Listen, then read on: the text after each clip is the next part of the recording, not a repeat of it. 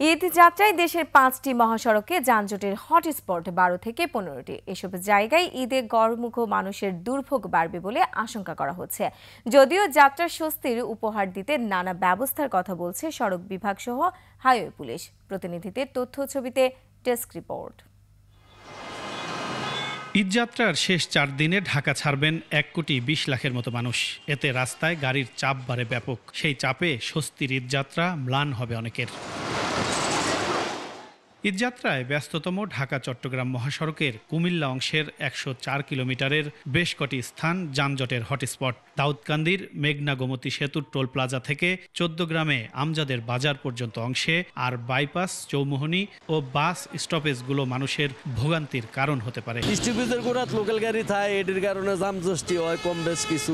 ঢাকা ময়মনসিংহ মহাসড়কের শিকারীকান্দি, চুরখাই, ত্রিশাল, ভরাডোবা সহ বিভিন্ন পয়েন্টে সকাল থেকে সন্ধ্যা পর্যন্ত 2 লেন দখল করে দাঁড়িয়ে থাকে বালুর ট্রাক। এতে সড়কে প্রতিনিয়ত সৃষ্টি হয় যানজট।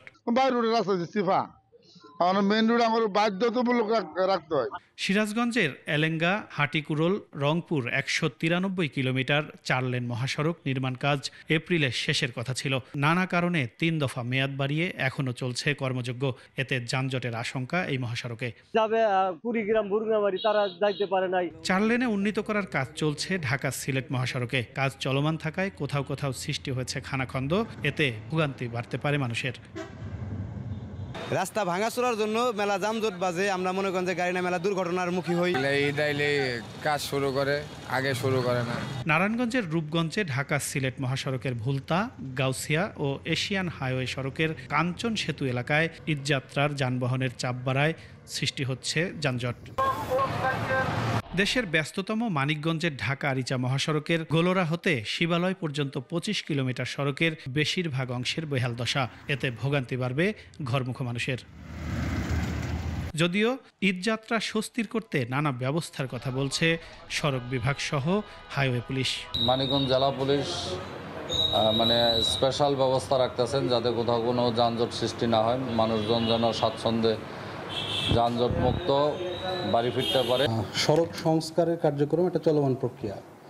আমরা নিয়মিত ভিত্তিতে আমাদের সড়ক ও জনপথ অধিদপ্তর মানিকগঞ্জের অধীনে যে সমস্ত সড়ক রয়েছে সেগুলো সংস্কার কার্যক্রম পরিচালনা করি। 2-1 দিনের মধ্যে সড়কে বাড়বে ভিড়। তখন বাস্তবতা কি দাঁড়ায় সেটাই এখন দেখার বিষয়। Firoz Hossain, desk report, 21 television.